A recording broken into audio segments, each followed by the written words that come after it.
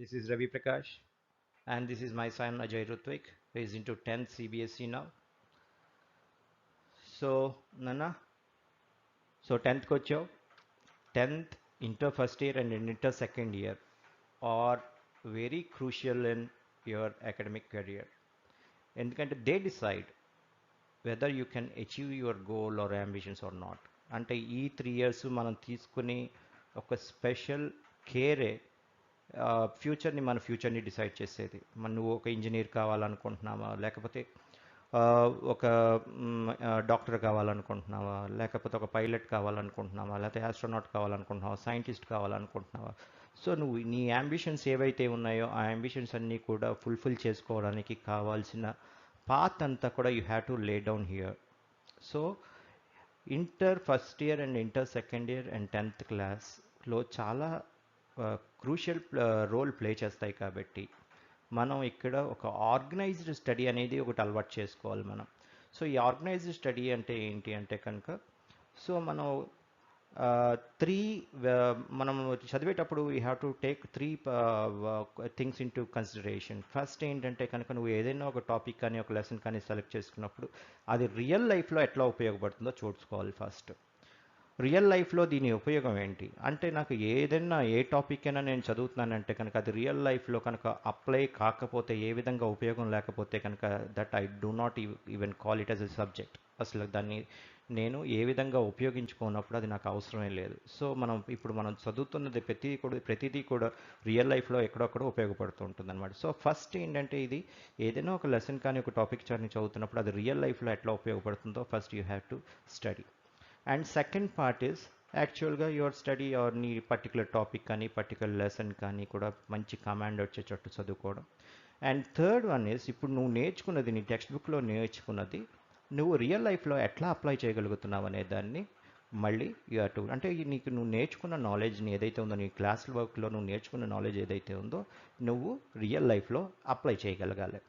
Apply చేయగలిగితే ఏంటి అంటే కనుక నీ అప్లికేషన్స్ ఫ్యూచర్ జనరేషన్స్కి they become a path for the future generation. అంటే ఇప్పుడు త్రీ కేటగిరీస్ కింద డివైడ్ చేస్తున్నాం మనం.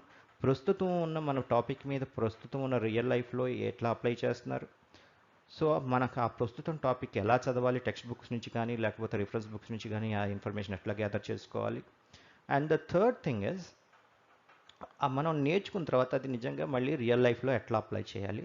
So that we give a message to the future generations regarding the new applications you have developed. So this is the cycle. So ఇక్కడి నుంచి మనం నేర్చుకునేదంతా కూడా ఒక ఆర్గనైజ్డ్ వేలో నేర్చుకుంటాం. ఎందుకంటే కనుక nearly 15 lakh people will be writing IIT JEE every year. Inter second year తర్వాత మీరు నేషనల్ లెవెల్ ఇంజనీరింగ్ కాలేజెస్లో దేంట్లో జాయిన్ అవ్వాలంటే, రెప్యూటెడ్ కాలేజెస్లో జాయిన్ అవ్వాలంటే కనుక ఐఐటి జేఈఈ క్వాలిఫై అవ్వాలి అందులో. So it's an entrance examination that will be conducted after inter second year. Nearly 15 lakh people రాస్తారు. ఆ 15 lakh పీపుల్లో టాప్ 5,000లో ఉండడం మనం ఎయిమ్. రెండోది ఏంటంటే కనుక అలాగే మెడికల్ ఎంట్రన్స్ కూడా ఉంటుంది, నేషనల్ లెవెల్ నీట్ అంటాము. ఇది కూడా నియర్లీ 15 lakh పీపుల్ దాకా రాస్తారు. You should be among the top 5,000. So ఇంత కాంపిటీషన్ని మనం ఫేస్ చేయాలి అంటే కనుక there is only one way. ఏంటంటే కనుక కాన్సెప్చువల్ స్టడీ. సో ఇక్కడ రెండు రకాల స్టడీస్ ఉంటాయి. ఫస్ట్ కాన్సెప్ట్ ఓరియంటెడ్ స్టడీ, అంటే you have to be thorough with the concepts. And second one is examination oriented study, అంటే నీకు ఉన్న కాన్సెప్ట్స్ ఆ 3 అవర్స్లో అప్లై చేయడం ఎట్లాగా. This is another thing. So ఇప్పుడు నీకేంటంటే కనుక ఫస్ట్ థరోగా కాన్సెప్ట్స్ నేర్చుకుంటూ, అంటే నేను చెప్పిన ఈ 3 మెథడ్స్ యూజ్ చేసుకుంటూ థరోగా కాన్సెప్ట్స్ నేర్చుకుంటూ, సెకండ్ స్టెప్ ఏంటంటే కనుక నేను 3 అవర్స్లో నేను నేర్చుకున్న కాన్సెప్ట్స్ ఏవైతే ఉన్నాయో ఎగ్జామినేషన్లో అప్లై చేయడం. So this is the second step. ఇందులో ఫస్ట్లో ఏది ఇంపార్టెంట్ అంటే కనుక నాకు దగ్గర కాన్సెప్ట్స్ లేకుండా నేను 3 అవర్స్లో ఏం అప్లై చేయగలను, ఏం అప్లై చేయలేను.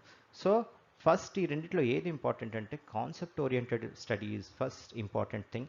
Then you have to go for examination oriented study. That's it, right?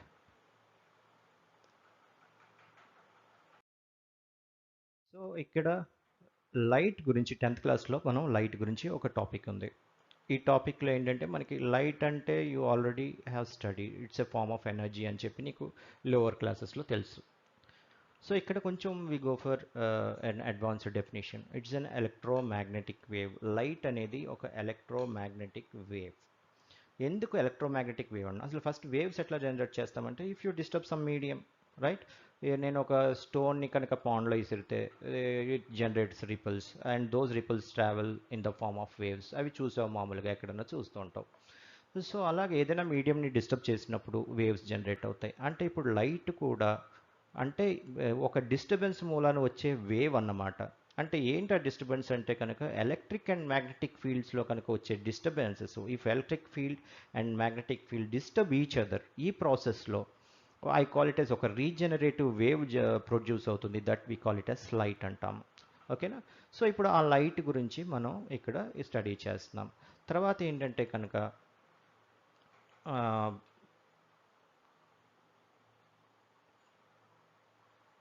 So లైట్లో ఎలక్ట్రోమాగ్నెటిక్ వేవ్లో మొత్తం 7 కాంపోనెంట్స్ ఉన్నాయి. ఫస్ట్ది ఏంటంటే కనుక గామా రేస్, సెకండ్ కాంపోనెంట్ వచ్చి ఎక్స్ రేస్. ఈ రెండు కూడా మన హ్యూమన్ ఐస్కి కనపడవు. నెక్స్ట్ వచ్చేటప్పటికి ఈ region we call it as UV rays or ultraviolet rays. ఈ రీజియన్ మట్టికి దిస్ ఇస్ విజిబుల్ రీజియన్ అంటాము. This is visible for human being and this part we call it as light. Light ఏది అంటామంటే కనుక human being naked ఐతో కనిపించేది ఏదైనా ఉందంటే ఆ రీజియన్ని మనం we call it as light అంటాం. నెక్స్ట్ వచ్చి infrared region, microwave region and radio waves. మొత్తం ఎలక్ట్రోమాగ్నెటిక్ వేవ్లో 7 కాంపోనెంట్స్ ఉన్నాయి. So we call it as gamma rays, X rays, UV rays, visible rays, infrared rays, microwaves and radio waves. So these are the components. So ఇప్పుడు మనం main study అంతా ఏంటంటే కనుక ఇక్కడ so human ఐకి కనిపించే పార్ట్.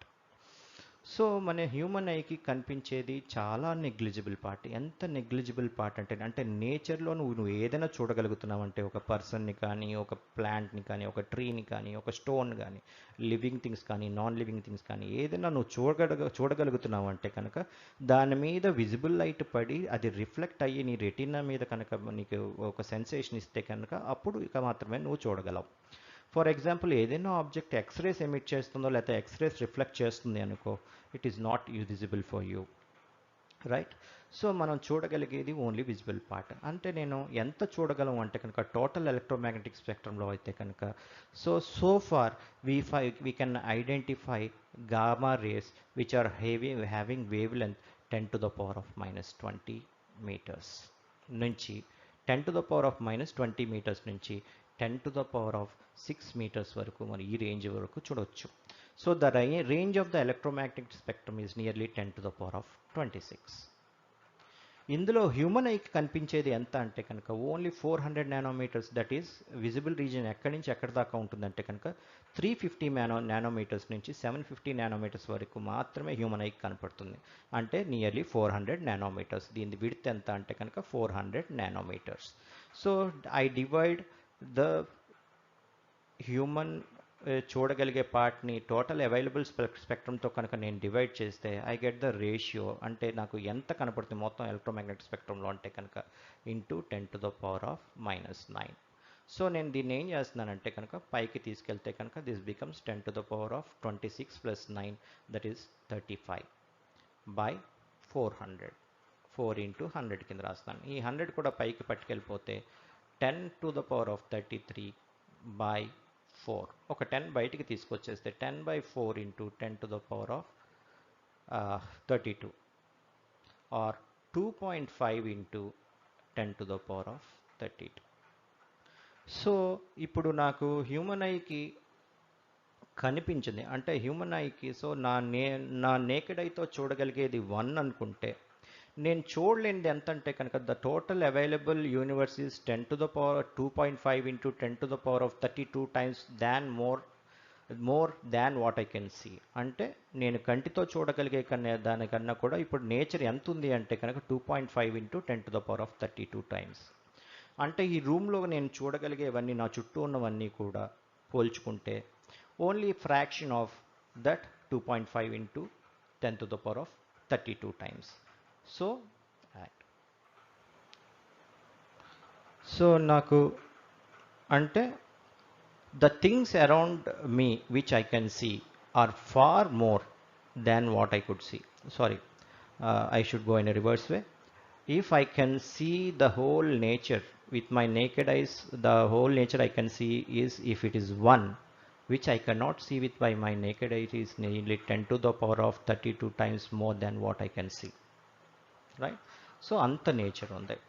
సో ఇప్పుడు ఏం చేయాలి నేను అంటే కనుక, నేను నా హ్యూమన్ ఐతో కనిపించే నేచర్ని కాకుండా హ్యూమన్ ఐతో కనిపించిన నేచర్ని కూడా నేను ఐడెంటిఫై చేయాలి. That is how science has develop. నేను ఇందాక మొదట్లోనే చెప్పినట్టు, అంటే 5 సెన్సెస్కి బియాండ్ కూడా నేచర్ ఉంది. This nature lies beyond the 5 senses and we are trying to find the nature which is beyond our 5 senses. So నేచర్ని నేను చూడగలిగే నేచర్ నా ఐస్తో 1 అయితే కనుక it is 10 to the power of 32 times more than what I can see. Right. So the next thing, ఇదేమన్నాను, ఒక electromagnetic wave అన్నాను. Light is a electromagnetic wave అన్నాను. అంటే ఒక ఎలక్ట్రిక్ ఫీల్డ్, ఒక మ్యాగ్నెటిక్ ఫీల్డ్ ఒకదాన్ని ఒకటి డిస్టర్బ్ చేసుకుంటే కనుక ఆ ప్రాసెస్లో జనరేట్ అయిన వేవ్నే I call it as a light wave.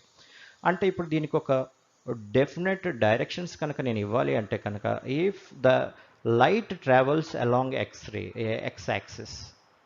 యాక్సిస్లో డైరెక్షన్లో కనుక లైట్ ట్రావెల్ చేస్తుంటే, వై యాక్సిస్ డైరెక్షన్లో the disturbance in the electric field will be in the direction along the y axis, and the disturbance in the magnetic field will be along the z axis.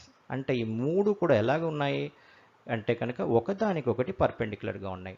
అంటే magnetic field Z యాక్సిస్లో oscillate అవుతుంటే or disturb అవుతుంటే, electric field వచ్చి Y యాక్సిస్లో oscillate కానీ disturb కానీ అవుతుంటే, wave ఎట్లా ప్రాపగేట్ అవుతుంది? Along the X axis. So wave direction is perpendicular to, or the light, the travelling of the light is perpendicular to both electric field and magnetic field, due to which the light is created. అంటే light ఎందుచేతనైతే create అయింది అంటే కనుక electric and magnetic fields వల్ల క్రియేట్ అయింది. ఆ electric fields and magnetic ఫీల్డ్స్కి పర్పెండిక్యులర్ డైరెక్షన్లో ట్రావెల్ చేస్తుంది, where electric and magnetic field themselves are perpendicular to each other.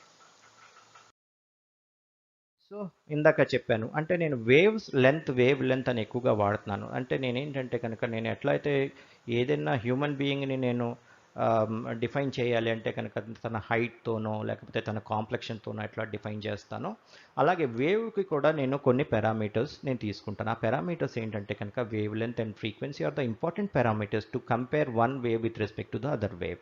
So ఈ వేవ్ కన్నా ఆ వేవ్ చిన్నదా పెద్దదా ఇవన్నీ కూడా నేను ఎట్లా కంపేర్ చేస్తానంటే, wave length is one of the important parameter. అంటే వేవ్ ఎట్లా ట్రావెల్ అవుతుందంటే కనుక ఇట్లా రిపుల్స్ కింద ట్రావెల్ అవుతుందని చెప్పాను. అండ్ ఈ పీక్స్ ఇవి పీక్స్ ఉన్నాయి, ఇవేమో క్రస్. ఈ ఏవైతే లోవర్ పార్ట్స్ ఉన్నాయో వీటిని క్రస్ అండ్ ట్రఫ్స్ అంటాము. Crush and troughs. సో ఇప్పుడు ఏదైనా వేవ్ లెంత్ ఎట్లా మెజర్ చేస్తానంటే, it is the distance between two consecutive troughs, crus, or two consecutive troughs, or any two similar points in a wave. Any two similar points in a wave, I call it as a wavelength. Wavelength ante entante distance between two consecutive crus or two consecutive troughs, or any distance between any two similar points in a wave, I call it as wavelength. And wavelength is inversely proportional to frequency. Frequency ki ni wavelength ki inverse relation undi. If frequency is more, then I can say that wavelength is less. Wavelength is represented by a Greek word lambda, right? So if wavelength is high, means the frequency is low. That is the inverse relation they have between them. Next వచ్చేటప్పటికి we can associate, అంటే wave length గురించి మాట్లాడుకున్నాం.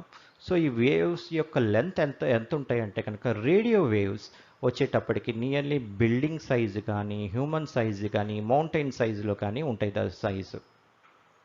అలాగే microwave వచ్చేటప్పటికి వాటి size ఎంత ఉంటుంది అంటే, మైక్రోవేవ్ సైజ్ ఎంత ఉంటుంది అంటే కనుక హనీ బీస్ సైజ్ దాకా ఉంటాయి.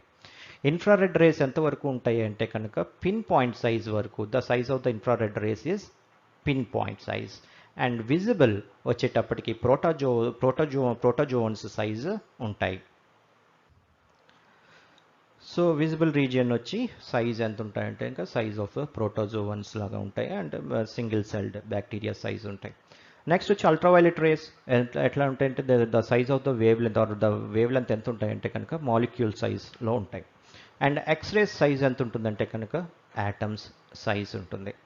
అండ్ గామా రేస్ సైజ్ ఎంత ఉంటుందంటే కనుక న్యూక్లియై సైజ్ ఉంటుంది. So size of the nuclei around approximately 10⁻⁻12 meters. So ఇప్పుడు ఏమంటుంది, gamma rays have very small wave length and radio waves have very maximum wave length. So ఇప్పుడు నేను ఇక్కడ find out చేయాల్సింది అంటే కొన్ని పారామీటర్స్ నేను గురించి మాట్లాడాల్సింది ఏంటంటే కనుక పెనిట్రేషన్ పవర్ గురించి మాట్లాడుకోవాలి. సో పెనిట్రేషన్ పవర్ అంటే ఏంటంటే ఎందులోంచైనా దూరి వెళ్ళడం.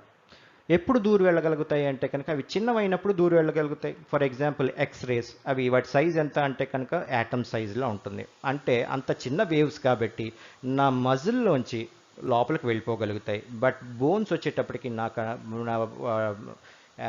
డెన్సిటీ ఎక్కువ, మజిల్ కన్నా బోన్ డెన్సిటీ ఎక్కువ కాబట్టి బోన్స్లోంచి వెళ్ళలేక they cast shadow of my bones and that is what is called, we call it as X ray photography. ఏదైనా ఇంజరీస్ జరిగినప్పుడు ఎక్స్రే ఫోటోగ్రఫీ ఏం చేస్తున్నామంటే వాటి పెనిట్రేషన్ పవర్ని మనం ఉపయోగించుకుంటున్నాం. అవి చిన్న వేవ్స్ కాబట్టి నా బాడీలోంచి దూరం వెళ్ళిపోతున్నాయి, మజిల్లోంచి దూరం వెళ్ళిపోతున్నాయి. బట్ బోన్స్ డెన్సిటీ ఎక్కువ కాబట్టి ఆ బోన్స్లోంచి వెళ్ళలేకపోతున్నాయి. So penetration comes with the size of the wave length. So gamma rays, X rays, ultraviolet రేస్కి కొంతవరకు పెనిట్రేషన్ పవర్ ఎక్కువ ఉంటుంది. ఇంకా వేవ్ లెంత్ పెరిగే కొద్దీ వాటి పెనిట్రేషన్ పవర్ తక్కువ ఉంటుంది. అలాగే ఫ్రీక్వెన్సీ ఇన్వర్స్ రిలేషన్ అని చెప్పుకున్నాం కాబట్టి రేడియో వేవ్స్కి ఫ్రీక్వెన్సీ వచ్చి వేవ్ లెంత్ ఎక్కువ ఉంటుంది, ఫ్రీక్వెన్సీ తక్కువ ఉంటుంది. గామా రేస్ వరకు వెళ్ళేటప్పటికి ఏమవుతుందంటే కనుక ఫ్రీక్వెన్సీ ఎక్కువ ఉంటుంది, వేవ్ లెంత్ తక్కువ ఉంటుంది. And colour temperature is another important parameter.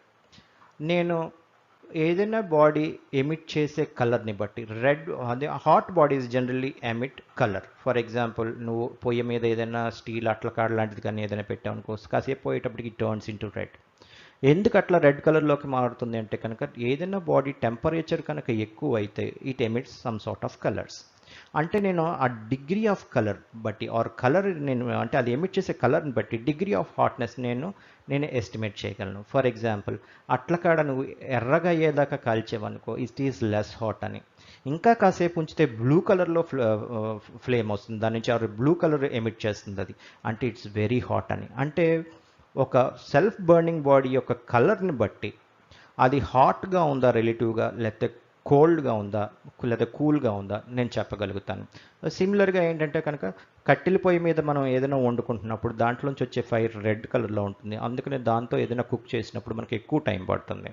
అదే గ్యాస్ స్టవ్ మీద మనం కుక్ చేసుకున్నప్పుడు ఫ్లేమ్ బ్లూ కలర్లో ఉంటుంది, అందుకనే తొందరగా కుక్ అవుతుంది. అంటే నేను ఏంటి, I can associate colour to temperature. Red colour అంటే కనుక లెస్ టెంపరేచర్ అని అర్థం. అండ్ అదే కనుక వైలెట్ కలర్కి వచ్చింది అంటే కనుక it is having more temperature అని అర్థం. That is what is called టెంపరేచర్ని we can correlate with the colour of the light that is emitted by the body. వచ్చేటప్పటికి this is the electromagnetic spectrum. నేను ఇందాక ఆల్రెడీ చెప్పాను, మన visible reason ఏది అంటే కనుక it start with 350 nanometres and it ends with 750 nanometres. ఈ రెండిట్లకి మధ్యన ఉన్న విడ్త్ ఎంత అంటే కనుక రేంజ్ ఎంత అంటే కనుక 400 నానోమీటర్స్. సో ఈ రీజియన్ మాత్రమే హ్యూమన్ ఐకి కనపడుతుంది. సో ఇందులోనే మళ్ళీ this is what is called white light అని కూడా అంటాము. It has 7 components. One is violet and another one is indigo and another one is blue and green, yellow, orange and red. Orange and red we together call it as VIBGR antamu. Ante white color is a combination of 7 colors: violet, indigo, blue, green, yellow, orange and red. And another thing is there is an energy associated with the electromagnetic waves. అంటే ఏంటంటే కనుక వేటికి higher energy ఉంటుందంటే gamma rays will have higher energy or higher the frequency, higher the wave energy associated with the waves, and radio waves have lesser energy, right? So energy ఉంది అంటే కనుక they have the capacity to do some work అని అర్థము, right? So this is the energy map for the thing. More the wavelength, ఇది చూస్తే కనుక electromagnetic spectrum యొక్క దాంట్లో కొన్ని పారామీటర్స్ మనం చెప్పుకున్నాం already. Gamma waves will have less wave length, అంటే 2 కాన్సిక్యూటివ్ క్రస్ట్ మధ్యన కానీ ట్రఫ్స్ మధ్యన కానీ ఉన్న డిస్టెన్స్. సో ఎక్స్రేస్కి వచ్చేటప్పటికి వాటికన్నా కొంచెం ఎక్కువ వేవ్ లెంత్ ఉంటుంది. అల్ట్రావైలెట్ వేవ్స్కి వచ్చేటప్పటికి ఇంకొంచెం వేవ్ లెంత్ ఎక్కువ ఉంటుంది, పెద్ద వేవ్స్ అవుతాయి. అండ్ విజిబుల్ వచ్చేటప్పటికి ఇంకా పెద్ద వేవ్ లెంత్ ఉంటాయి, పెద్ద వేవ్స్ అవుతాయి. నెక్స్ట్ ఇన్ఫ్రారెడ్ ఇంకా ఎక్కువ వేవ్ లెంత్ ఉంటుంది, and microwaves and radio waves. Wavelength increases when you go from gamma rays to radio waves, and atlage energy goes in a reverse way. ఏంటంటే కనుక radios waves will have more energy and gamma rays will have radio waves have less energy and gamma rays will have more energy. So they have the inverse relation with wavelength. Energy have a inverse relation with wavelength and a direct relation with frequency. So more the frequency, more the energy. Less the frequency, less the energy. More the wavelength, less the energy. Less the wavelength, more the energy. So ఇప్పుడు ఏం చెప్పానంటే కనుక నేను human ఐస్కి కనిపించేది చాలా తక్కువ. So human ఐస్కి కనిపించింది nearly 10⁻32 times more then what we can see అని చెప్పాను. సో ఇప్పుడు ఏంటంటే కనుక నేను ఏ వస్తువైనా నేను చూసినట్టు ఉండదు. రియల్గా అయితే కనుక నేను సన్ని చూస్తే కనుక విజిబుల్ రీజియన్లో సన్ని కనుక చూస్తే నాకు సన్ ఇట్లా కనపడతాడు. కానీ నిజంగా సన్ అట్లా ఉన్నాడంటే నో, ఇట్స్ నాట్. బికాస్ నేను చూడగలిగే సన్లో చూడగలిగే పార్ట్ ఎంత అంటే కనుక 1/10⁻32 సెకండ్ పార్ట్ అంతే. 10⁻30 సెకండ్ పార్ట్ 32 పార్ట్ని మాత్రమే చూడగలను నేను. అంటే యాక్చువల్గా నేను చూసింది సన్ వేరే, యాక్చువల్గా సన్ వేరేలా ఉన్నాడు, రైట్? సో నేను అల్ట్రావైలెట్ రీజియన్లో చూస్తే కనుక సన్ ఎట్లా కనపడుతున్నాడో చూడండి. గ్రీన్ కలర్లో కనపడుతున్నాడు, and you can see some of the explosions on the sun. And అట్లాగే నేను ఎక్స్రేస్లో చూస్తే you can see the broader picture than that earlier picture కన్నా కూడా చూస్తే కనుక some of the flames are coming out of the sun. These are called coronal mass ejection అని కానీ సోలార్ ఫ్లేర్స్ అని కానీ అంటాము. సో సన్లో జరిగేది ఏంటంటే కనుక న్యూక్లియర్ రియాక్షన్స్ జరుగుతాయి. 2 హైడ్రోజన్స్ కింద ఫ్యూజ్ అయ్యి హీలియం కింద కన్వర్ట్ అవుతుంది. సో ఈ ప్రాసెస్లో ఏంటంటే కనుక huge amount of heat and light energy will be generated. So ఆ హీట్ అండ్ లైట్ అనేది it is similar to billions of hydrogen bombs that are exploding per second. So billions of hydrogen bombs explode అయితే ఎంత energy release అవుతుందో అంత energy sun నుంచి release అవుతుంది. So ఈ ఎక్స్ప్లోజన్తో పాటు ఏంటి, some of the mass will be ejected into the space. కొంతసేపు అయ్యేటప్పుడు ఏమవుతుందంటే డ్యూ టు గ్రావిటీ మళ్ళీ కొంత మాస్ మళ్ళీ it falls on to the sun, మళ్ళీ వెనక్కి మళ్ళీ it falls on to the sun. కానీ కొన్నిసార్లు ఏమవుతుందంటే కనుక ఎక్స్ప్లోజన్ సివియర్ అయినప్పుడు ఏమవుతుందంటే కనుక that explosion will permanently leave the gravitational field of the sun and travels to in all directions. Sometimes it may travel towards earth also. So we call that phenomena as coronal mass ejection అంటాం. సో అవి కనుక highly charged particles అవి, అది they are dangerous for human beings as well as life on earth. కాకపోతే we have an extraordinary protection around the earth, what we call it as earth's magnetic field. So ఎర్త్కి చుట్టూ magnetic field ఉంది. So ఈ charged particles ఎప్పుడు కూడా magnetic ఫీల్డ్లో deflect అవుతాయి. So more than 99% they deflect away from the earth due to the presence of earth's magnetic field. Only few part less than 1% will enter the earth's atmosphere. ఒకవేళ ఈ earth లోపల కనుక enter అయితే ఏమవుతుందంటే charged particles కాబట్టి earth మీద ఉన్న electrical appliances అన్నీ కూడా పాడైపోవడానికి అవకాశం ఉంది. సో వీ హ్యావ్ టు, అలాగే స్పేస్లో ఉన్న శాటిలైట్స్ ఇవన్నీ కూడా పాడైపోవడానికి అవకాశం ఉంది. ఎప్పుడైతే కరోనల్ మాస్ ఎజెక్షన్ ఎక్కువ ఉందో ఆ టైంలో మనం శాటిలైట్స్ అన్నీ కూడా, అలాగే ఎలక్ట్రికల్ గ్రిడ్స్ అన్నీ కూడా మనం క్లోజ్ చేసేసుకుంటాం. సో నెక్స్ట్ ఇన్ఫ్రారెడ్ రీజియన్లో చూస్తే కనుక ఇక్కడ ఏంటంటే సన్లో కొన్ని డార్కర్ స్పాట్స్ ఉన్నాయి, కొన్ని లైటర్ స్పాట్స్ ఉన్నాయి. అంటే రిలేటివ్గా డార్క్గా ఉన్న ప్లేస్ ఇట్స్ రిలేటివ్లీ కూలర్ అని అర్థం. అంటే సన్లో కూడా కొన్ని కొన్ని ప్లేసెస్లో కూల్గా ఉంది, కొన్ని ప్లేసెస్లో హాట్గా ఉంది. అండ్ రేడియో వేవ్స్లో చూస్తే కనుక ఇట్లా ఉంది. సో నాకు యాక్చువల్గా ఏమనుకున్నాను, నాకు కనిపించే సన్ అచ్చు అలాగే ఉంటాడు అనుకున్నాను, కానీ కాదు. యాక్చువల్గా నేను చూడగలిగే సన్ ఎంత అంటే కనుక 1/32 32nd part of actual sun మాత్రమే చూడగలుగుతాను. సో మిగతా వేవ్స్లో చూస్తే this is the sun, how the sun appear. ఇక్కడ ఇన్ఫ్రారెడ్ టెలిస్కోప్లో కనుక చూస్తే ఇట్లా కనపడుతుంది సన్. ఆప్టికల్ టెలిస్కోప్లో చూస్తే కనుక మామూలు లెన్సెస్తో తయారు చేసిన టెలిస్కోప్లో చేస్తే కనుక ఇలా కనపడుతుంది. అల్ట్రావైలెట్ టెలిస్కోప్తో చూస్తే కనుక ఇలా కనపడుతుంది. ఎక్స్రే టెలిస్కోప్తో కనుక చూస్తే కనుక ఇట్లా కనపడుతుంది. సో నెక్స్ట్ ఏం చేస్తున్నానంటే కనుక, అంటే నాకు కనిపించే సన్ కాకుండా కూడా చాలా డిఫరెంట్గా ఉంది. సో నేను అన్ని రకాల టెలిస్కోప్స్తో నేను సన్కి ఫొటోస్ తీసి, రేడియో టెలిస్కోప్స్తో కానీ, లేకపోతే ఇన్ఫ్రారెడ్ టెలిస్కోప్స్తో కానీ, విజిబుల్ టెలిస్కోప్స్తో కానీ, అల్ట్రావైలెట్ టెలిస్కోప్తో కానీ, యూవీ టెలిస్కోప్తో కానీ, ఎక్స్రే టెలిస్కోప్తో కానీ, మొత్తం అన్ని టెలిస్కోప్స్తో నేను ఫోటో తీస్తున్నాను. తీసిన తర్వాత ఏం చేస్తాను, giving it to the super computer. ఇప్పుడు సూపర్ కంప్యూటర్కి నేను ఈ డేటా అంతా ఇస్తే యాక్చువల్గా సన్ ఎట్లా ఉంటున్నాడు అంటే కనుక it gives a complete picture. So నాకు సన్ యాక్చువల్గా ఎలా కనపడుతుందా? లేదు.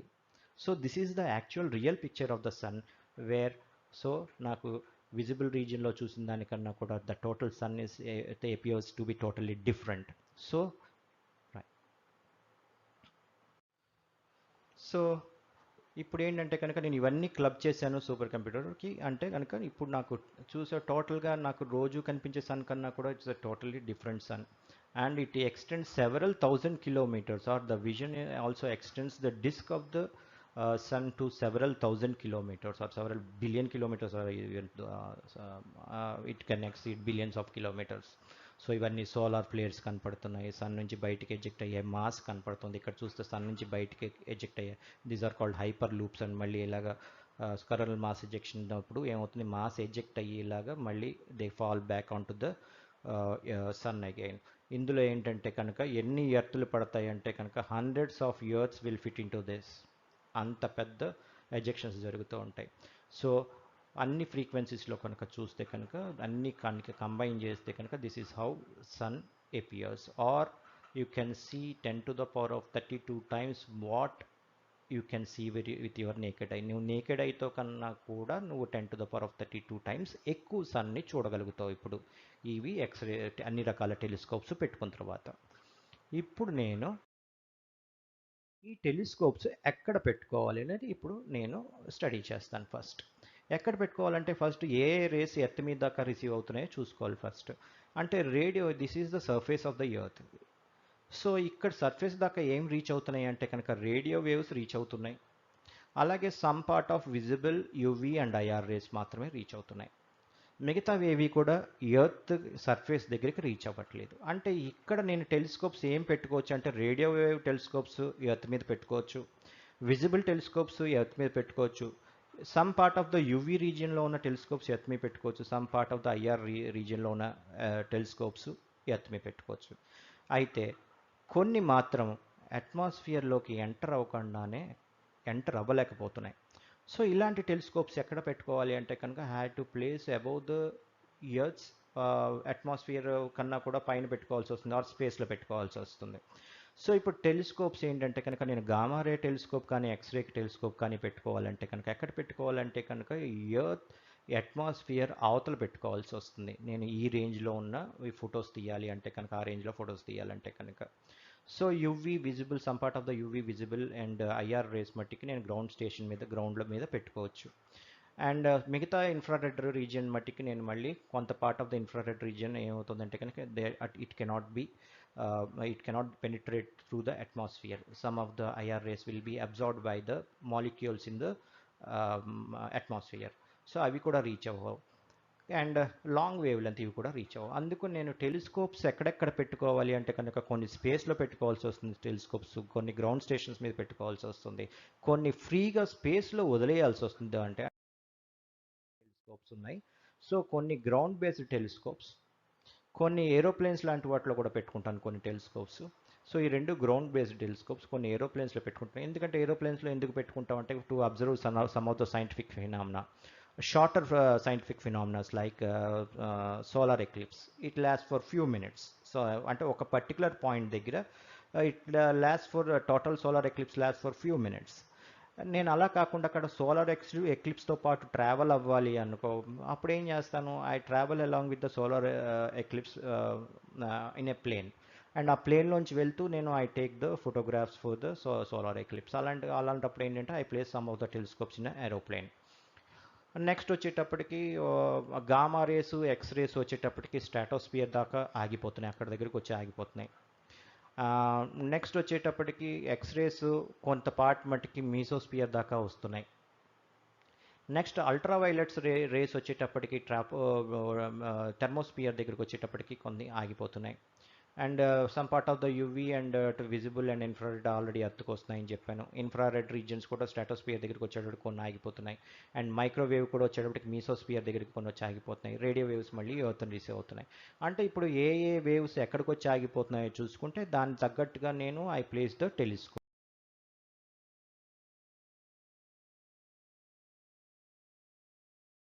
అంటే it travels in the universe. Okay, once I leave it, it permanently goes away from the earth and travels forever. అలాంటిది మనం we call it as traveling telescopes, and Voyager 1 and Voyager 2 are the best examples for these.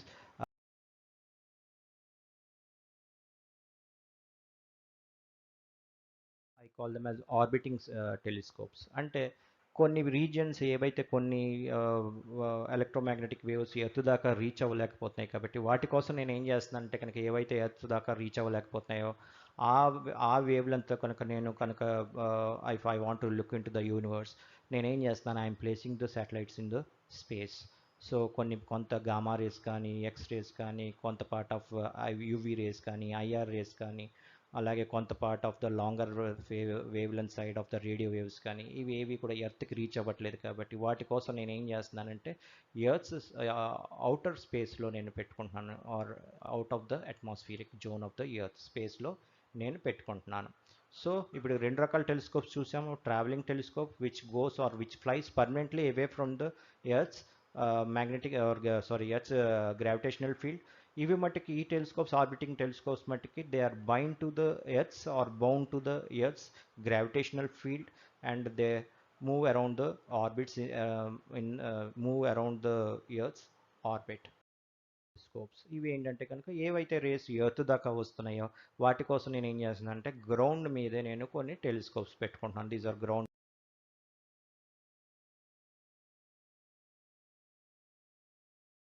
అట్లా రెండు travelling telescopes మనం స్పేస్లో పెట్టాము. ఒకటి ఏంటంటే కనుక it is going in the direction of the plane of the solar system. Solar సిస్టంలో ఏమవుతుందంటే అన్ని ప్లానెట్స్ని దాటుకుంటూ వెళ్తుంది. ఒకటి ఏంటంటే it is going vertically to give the aerial view of our solar system. అంటే నేను రెండు పర్పెండిక్యులర్ డైరెక్షన్స్లో పంపిస్తాను. ఒకటి one direction is along the direction of the planets we have. So planets ఉన్న ప్లేన్లో పంపిస్తాను, ఒక్కొక్క ప్లానెట్ని దాటుకుంటూ వెళ్తుంది. ఇంకొకటి ఏం చేస్తుందంటే కనుక పర్పెండిక్యులర్గా పైకి వర్టికల్గా వెళ్తూ బర్డ్ ఐ వ్యూ చూపిస్తుంది, మన సోలార్ సిస్టమ్ గురించి చూపిస్తుంది. సో రెండు డైరెక్షన్స్లో వెళ్తున్నాయి. సో ఇవి 41 ఇయర్స్ అయింది స్పేస్లో పెట్టి. They are called interstellar space crafts అంటున్నారు, ఎందుకంటే దే లీవ్ అవర్ ఇప్పుడు almost edge of the solar సిస్టంలో ఉన్నాయి. They leave the sun or solar system they leave in another few years. So అందుకని వాటిని we call them as interstellar travellers అంటాం. అంటే they travel from one solar system to another solar system. And we have placed a golden record on it. Golden రికార్డ్లో అంటే ఏంటంటే కనుక earth యొక్క location, యూనివర్స్లో earth యొక్క లొకేషన్ ఎక్కడుందో చెప్పాము దాని మీద. సో ఎర్త్కి ఎలా ట్రావెల్ అవ్వాలి అని చెప్పి దాని మీద ఇన్ఫర్మేషన్ మనం పెట్టాము. నెక్స్ట్ ఇంకొకటి ఏంటంటే కనుక ఎర్త్ మీద ఉన్న హ్యూమన్స్ ఉన్నారు అని చెప్పి ఒక హింట్ దాని మీద వదిలాము. So we have given all kinds of hints or placed all kinds of hints on this golden record. So ఇప్పుడు ఫ్యూచర్లో ఎవరైనా కనుక ఎక్కడికైనా వేరే సోలార్ సిస్టమ్కి ట్రావెల్ అయినప్పుడు వాళ్ళు ఎవరైనా అబ్జర్వ్ చేస్తే మన గురించి ఆ ఇన్ఫర్మేషన్ అందులో ఉండేటట్టు మ్యాక్సిమం ఇన్ఫర్మేషన్ అందులో పెట్టగలిగాం. అయితే దీని మూలాన కొంత డేంజర్ కూడా ఉంది అని చెప్పి రీసెంట్గా స్టీఫెన్ హాకిన్స్ చెప్పారు. ఏంటంటే కనుక బెటర్ ఇలాంటివి వేరే ప్లానెట్స్ మీద ఉన్న వాళ్ళకి కానీ, లేకపోతే వేరే సోలార్ సిస్టమ్స్లో ఉన్న వాళ్ళకి కానీ తెలియకపోవడం మంచిది అని. ఎందుకంటే they may try to invaders. So another way. Next ఇంకొకటి ఏంటంటే కనుక it is approximately 34,191 million miles per hour తో ట్రావెల్ చేస్తుంది. So it is travelling at the rate of 34,000 miles per hour. So చాలా స్పీడ్గా ట్రావెల్ చేస్తుంది. ఇప్పుడు ఎంత దూరంలో ఉందంటే కనుక ఇది లైట్ ఇన్ టర్మ్స్ ఆఫ్ లైట్తో కనుక మనం కంపేర్ చేస్తే 1 light year is nothing but distance travelled by light in 1 year. కాకపోతే ఇప్పుడు ఆ శాటిలైట్కి నేను ఆ వాయేజర్ 1 కానీ వాయేజర్ 2 కానీ నేను ఒక సిగ్నల్ పంపించాలంటే 16 hours అండ్ 36 minutes పడుతుంది. అంటే అంత దూరంలో ఉందన్నమాట. అంటే ఇక్కడ నుంచి నేను లైట్ ఎమిట్ చేస్తే ఆ లైట్ అక్కడికి ట్రావెల్ అవడానికి 16 hours అండ్ 36 minutes అంత దూరం వెళ్ళిపోయింది. And nearly 11 billion miles from sun and 290 million miles every year ఎంత అంటే కనుక 290 million miles ట్రావెల్ అవుతుంది. So far it travelled 18.5 plus billion miles travel అయింది. And it visited 4 planets: Jupiter, Saturn, Uranus and Neptune. Right. Right.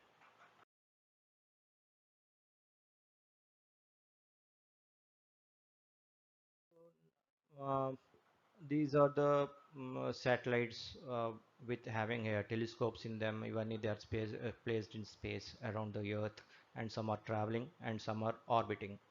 So ఇవన్నీ స్పేస్లో మనం పెట్టుకున్నాం. ఎందుకంటే కనుక మనకి ఆల్రెడీ వి నో ఒకసారి ఒక మ్యాసివ్ కామెట్ ఒకటి వచ్చి హిట్ చేస్తే ఎర్త్ మీద లైఫ్ ప్రాసెస్ అంతా ఒకసారి వైప్ అవుట్ అయిపోయింది.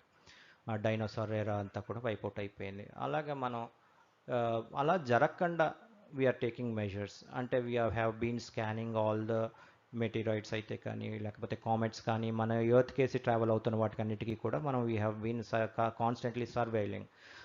ఎందుకు సర్వేలెన్స్ చేస్తున్నాము అంటే కనుక టు టేక్ కేర్, ఏమైనా కేర్ తీసుకోవచ్చులేమో. ఇప్పుడైతే యాజ్ ఆఫ్ నో మనము ఏదైనా ఒక శాటిలైట్ ఏదైనా ఒక ఆస్ట్రాయిడ్ కానీ ఏదైనా ఎర్త్ కేసి రాకుండా ఆపగలిగే టెక్నాలజీ అయితే ఇప్పుడైతే లేదు. ఏమేమి ఫ్యూచర్లో we may develop a technology so that chances of hitting the ఎర్త్ని మనం the probability of hitting the ఎర్త్ని మనం తగ్గించగలగచ్చేమో. దానికోసం మనం అన్ని ఏర్పాట్లు చేసుకుంటున్నాం. We are constantly keeping a eye on the asteroids కానీ కామెట్స్ మీద కానీ we are placing an eye. Okay.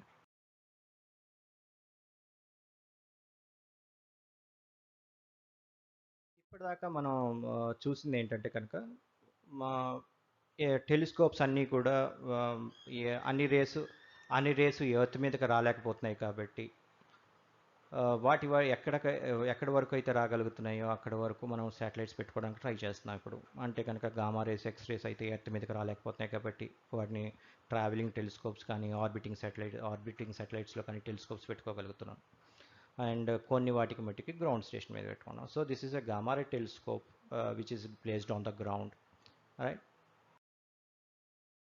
A traveling telescope for gamma ray identification. So gamma rays capture చేయడానికి this is a traveling orbiting earth చుట్టూ orbit చేస్తున్న satellite ఇది.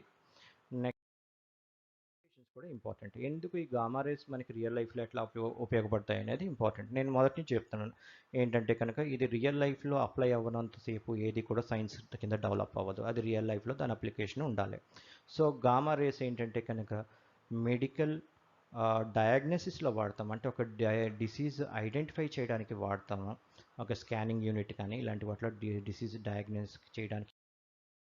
At the same time disease curing కూడా ఉపయోగిస్తాం. For example ఒక cancer patient ఉన్నాడంటే tumour కానీ cancer కానీ గ్రోత్ ఉందంటే వాటిని ఏం చేస్తామంటే గామా రేస్తో we burn those deadly cells. ఆ సెల్స్ ఏవైతే హ్యూమన్ లైఫ్ని తగ్గించేసే సెల్స్ ఏవైతే ఉన్నాయో వాటి మూలన హ్యూమన్ లైఫ్ తగ్గిపోతుంది అనుకుంటే కనుక వాటిని ఏం చేస్తామంటే కనుక వి బర్న్ విత్ గామా రేస్. అంటే రెండు రకాలుగా పనిచేస్తున్నాయి. వీటి రియల్ అప్లికేషన్స్ ఏంటంటే టు ఐడెంటిఫై ద డిసీజ్కి ఉపయోగపడుతున్నాయి. రెండోది ఎలాగ ఉపయోగపడుతున్నాయి అంటే మనకి డిసీజ్ని క్యూర్ చేయడానికి కూడా ఉపయోగపడుతున్నాయి.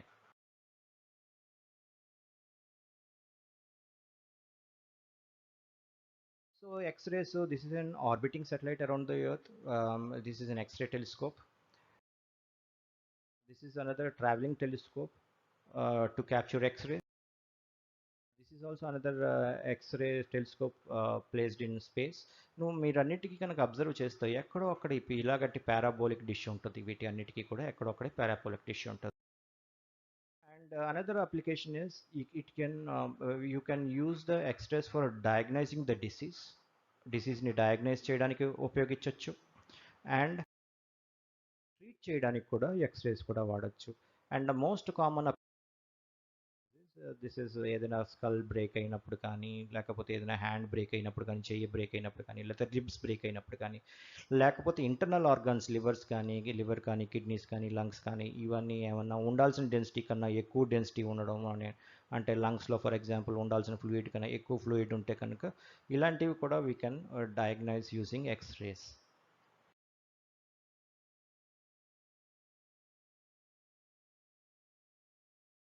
Telescope placed by China on moon lunar surface మీద ఒక యూవీ టెలిస్కోప్ ప్లేస్ చేసింది చైనా.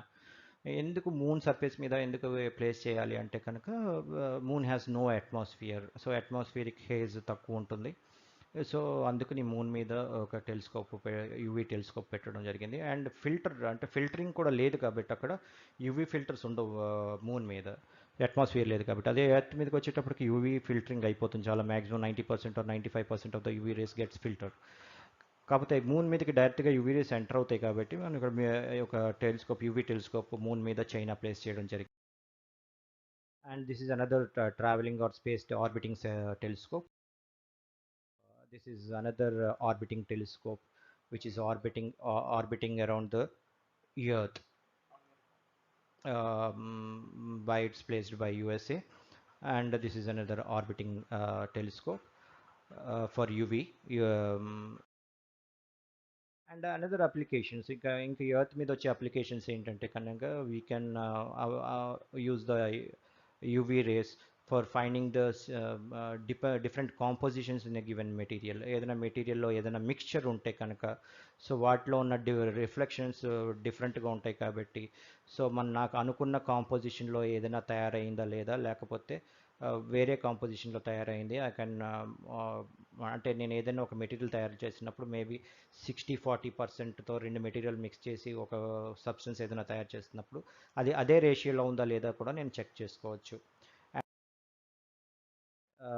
ఇంక్యుబేటర్స్లో పిల్లల్ని అంటే ప్రీ మెచ్యూర్డ్ బేబీస్ అంటే 9th మంత్లో కాకుండా అంతకన్నా ముందు పుట్టేస్తే బేబీస్, సో వాళ్ళకి ఏంటంటే అప్పుడు మనం we place them in incubators where mild doses of UV rays will be given so that they feel the warmth and వాళ్ళ మదర్ వుంబ్లో ఎలాంటి టెంపరేచర్ ఉంది, ఎలాంటి కండిషన్స్ ఉన్నాయి, అలాంటి టెంపరేచర్ అండ్ కండిషన్స్ వాళ్ళు అక్కడ అడ్జస్ట్ చేస్తారు so that the kid is healthy.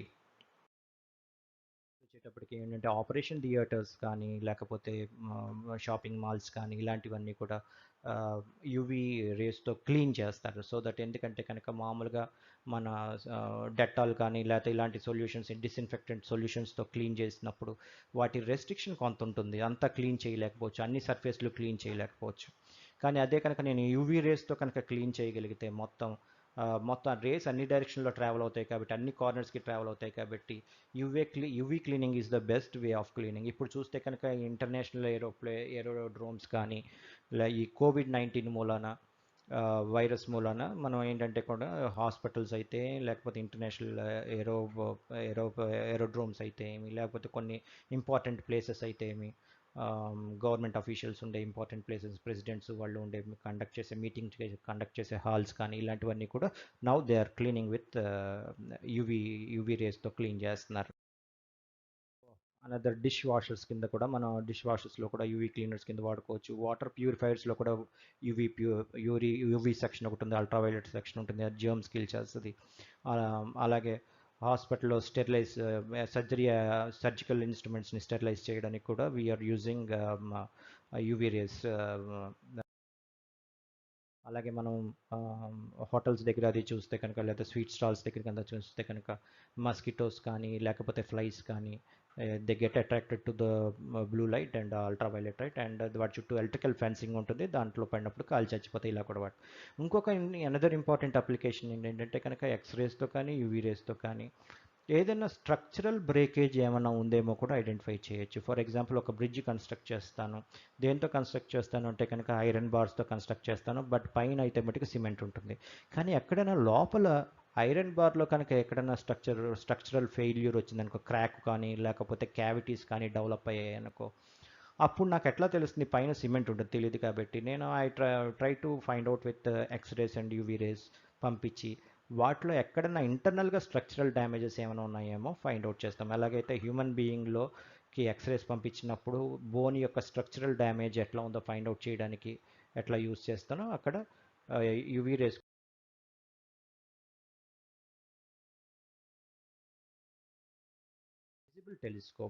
Visible telescopes most of them we can place on the ground మీద ప్లేస్ చేయొచ్చు. వీటిని వచ్చేటప్పటికి గ్రౌండ్ మీద ప్లేస్ చేయొచ్చు. ఇంకా సో నెక్స్ట్ వచ్చి వీటప్పటికి విజిబుల్ టెలిస్కోప్స్ గురించి మనం మాట్లాడుకోవాలి. టెలిస్కోప్స్ గురించి మాట్లాడుకునేటప్పుడు ఇవి మోస్ట్లీ మనం గ్రౌండ్ బేస్డ్ పెట్టుకోవచ్చు. ఎందుకంటే most of the visible rays travel to the surface of the earth. కానీ ఇక్కడ ఒక ప్రాబ్లం ఉంది. అట్మాస్ఫియర్లో ఉన్న పొల్యూషన్ మూల కానీ, హేజ్ మూల కానీ most of the rays may not reach to the earth, pollution మూల. అందుకని ఏం చేస్తామంటే వి ప్లేస్ కొన్ని యాజ్ యూజువల్ బాగా క్యాప్చర్ చేయాలి అంటే కనుక కొన్ని మనం ఆర్బిటింగ్ శాటిలైట్స్లో పెట్టుకుంటాం కొన్ని telescopes. This is an Hubble telescope placed in space. Ground based telescopes mountain tops మీద పెట్టుకుంటాం, where the atmospheric haze is very less. Atmospheric density కానీ, హేజ్ కానీ, పొల్యూషన్ కానీ అన్ని తక్కువ ఉన్న ప్లేసెస్లో we are placing on the tops of the mountain. Applications, ఈ విజిబుల్ రేస్ యొక్క అప్లికేషన్స్ మనకు బాగా తెలుసు. ఎందుకంటే మనకు కనిపించేదే విజిబుల్ రేస్ కాబట్టి, ఆ విజిబుల్ రేస్ ఏవైతే రిఫ్లెక్ట్ చేస్తున్నాయో అవే మనకు కనపడతాయి. కాబట్టి మనం చూస్తే కనుక కార్లో రేర్ వ్యూ మిర్రర్స్ కింద యూస్ చేస్తాము. This is the convex mirror. ఈ కాన్వెక్స్ మిర్రర్ అంటే ఏంటో తర్వాత చూసుకుందాం. బట్ వైడ్ వ్యూ కనపడుతుంది దీంట్లో. చూస్తే కనుక వెనకాల ఏ పక్క నుంచి వస్తున్నా కూడా వైడ్ వ్యూ కనపడుతుంది దీంట్లో. పార్కింగ్ లాట్స్లో కానీ ఇట్లాంటివి మీరు చూసుంటారు. ఇవి ఏంటంటే కనుక this is another, it shows the wide view. Or dead ఎండ్స్లో కూడా, డెడ్ ఎండ్స్ కానీ లేకపోతే యూ టర్న్స్లో కానీ ఇలాంటివి ఇలాంటి మిర్రర్స్ పెడతారు. సో దట్ ఆ అదర్ సైడ్ నుంచి ఏం వస్తుందో కూడా మనకి కనిపించడానికి. నెక్స్ట్ ఇది వచ్చి కాన్కేవ్ మిర్రర్. ఈ కాన్కేవ్ మిర్రర్స్ ఎక్కడ వాడతారంటే బ్యూటీ పార్లర్స్లో కానీ, బ్యూటీ సెలూన్స్లో కానీ వాడతారు. వేర్ నాకు బియర్డ్ ట్రిమ్ చేసినా లేకపోతే ఐబ్రోస్ ట్రిమ్ చేయించుకున్నా ఏదైనా అప్పుడు ఏమవుతుందంటే కనుక ఏదైనా రఫ్ ఉంటే మామూలు మిర్రర్కి సరిగ్గా కనపడదు. ఇది కాన్కేవ్ మిర్రర్ ఉందంటే కనుక ఈ యాక్ట్స్ ఏ మ్యాగ్నిఫైర్ కింద పనిచేస్తుంది. కాబట్టి నేను బియర్డ్ ట్రిమ్ చేసిన తర్వాత అది దగ్గర పట్టుకొని చూస్తే కొంచెం 3 to 4 టైమ్స్ మ్యాగ్నిఫై చేసి కనపడుతుంది. కాబట్టి ఏమైనా రఫ్ సరిగ్గా ట్రిమ్ చేయక ఏమైనా రఫ్ ఉన్నా, అలాగే ఐబ్రోస్ దగ్గర ఏమైనా రఫ్ ఉన్నా కూడా క్లియర్గా కనపడుతుంది. అందుకని బ్యూటీ పార్లర్స్లోని వాటిలోని ఎక్కువగా ఇది వాడతారు, బ్యూటీ సెలూన్స్లోని వాడతారు. వచ్చేటప్పటికి మన ఇంట్లో వాడేది ప్లేన్ మిర్రర్. ఈ ప్లేన్ మిర్రర్లో మనం ఫేస్ చూసుకుంటాము. మనం టాయిలెట్ మిర్రర్ కింద కూడా వాడతాము. సో దిస్ అండ్ మనం విండోస్కి వాటికి గ్లాస్ ప్లేన్స్ వాడుతున్నాం మనం. This is another application. మనం ఇది షూట్ చేయడానికి మనం వాడే కూడా ఇలాంటి లైట్స్ వాడుతున్నాము. ప్రొజెక్టర్ ల్యాంప్స్ లాంటివి ఇవి వాడుతున్నాము. So that they give ample light. ఇది వాడుతున్నాం. సో నెక్స్ట్ వచ్చేటప్పటికి గాగుల్స్ వాడుతున్నాము. This is another application. అలాగే విజిబుల్ ఐ మీన్ మామూలు ఐస్ కూడా, మామూలు లెన్సెస్ కూడా, రీడింగ్ గ్లాసెస్ కానీ లేకపోతే ఐ సైట్ గ్లాసెస్ కానీ ఇట్లాంటివి కూడా మనం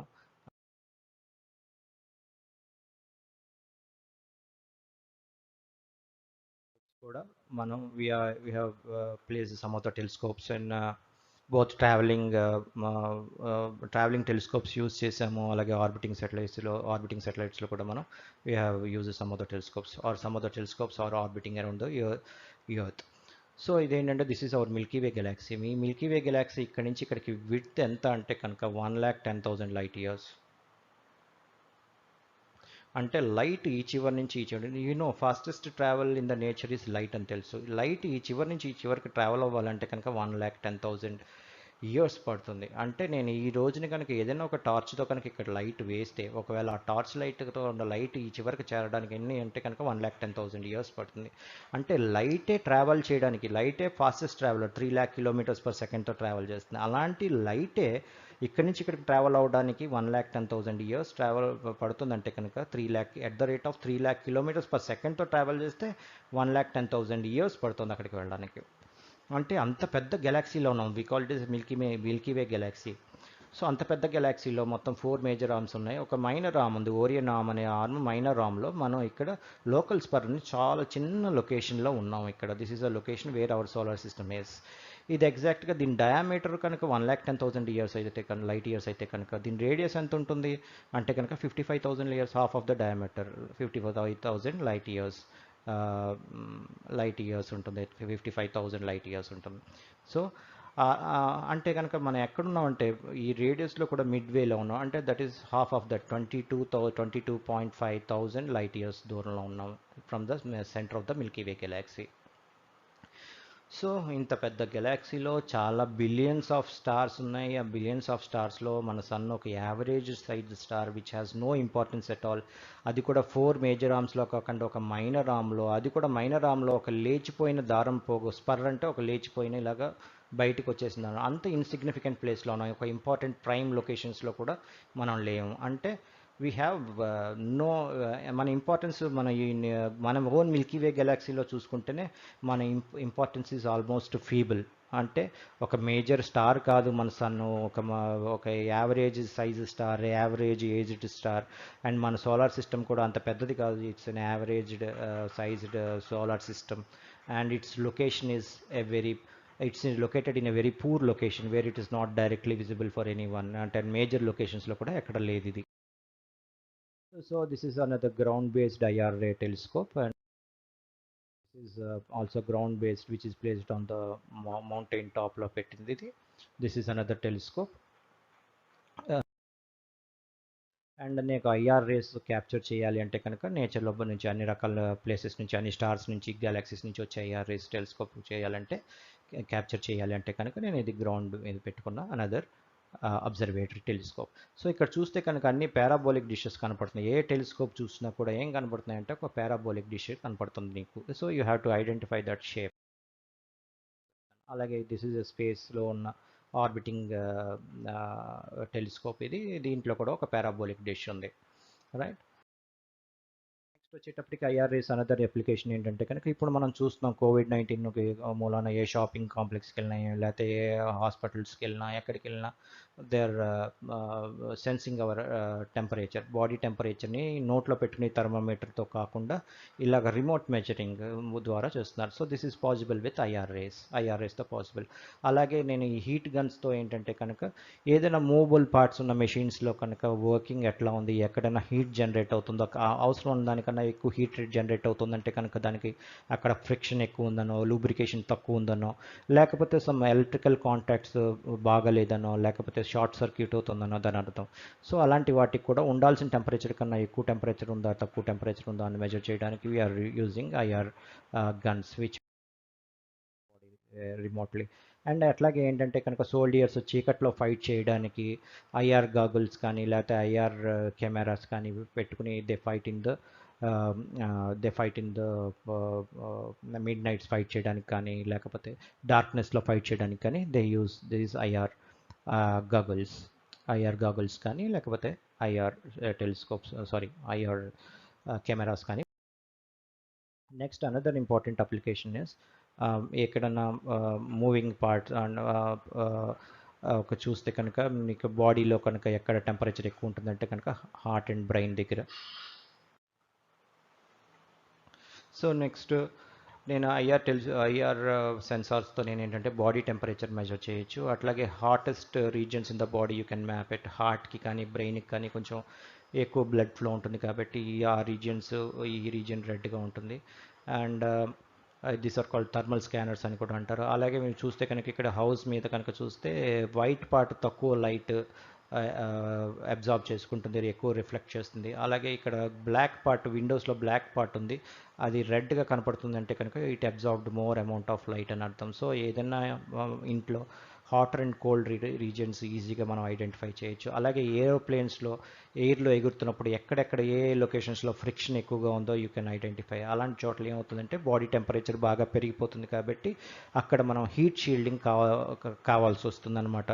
సో అలాగే రాకెట్స్లో కూడా అట్లాగే ఏం చేస్తారంటే హీట్ షీల్డ్స్ పెడతారు. ఎక్కడైతే ఫ్రిక్షన్ ఎక్కువ ఫేస్ చేస్తున్నాయో అక్కడ హాట్గా ఉంటుంది కాబట్టి ఆ ఏరియాస్లో ఏంటంటే కనుక దే కోట్ విత్ హీట్ షీల్డ్స్తో కోట్ చేస్తారు. అలాగే అనదర్ ఇంపార్టెంట్ అప్లికేషన్ మన ఇంట్లో చూసే అప్లికేషన్ ఏంటంటే ఐఆర్ఏస్తో మన రిమోట్స్ అన్నీ కూడా ఐఆర్ఏసే ఉపయోగిస్తాము. మనకి ఐఆర్ఏసే ఉపయోగిస్తాం ఆ రిమోట్స్లో కూడా.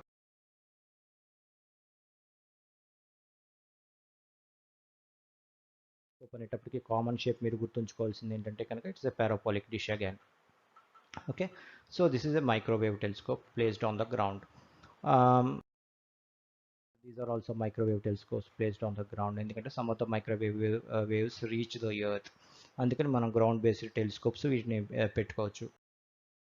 అలాగే this is another telescope, microwave telescope. And this is an traveling telescope or orbiting telescope which is placed outside the Earth's atmosphere. And another application of microwaves is the best application is your cell phone.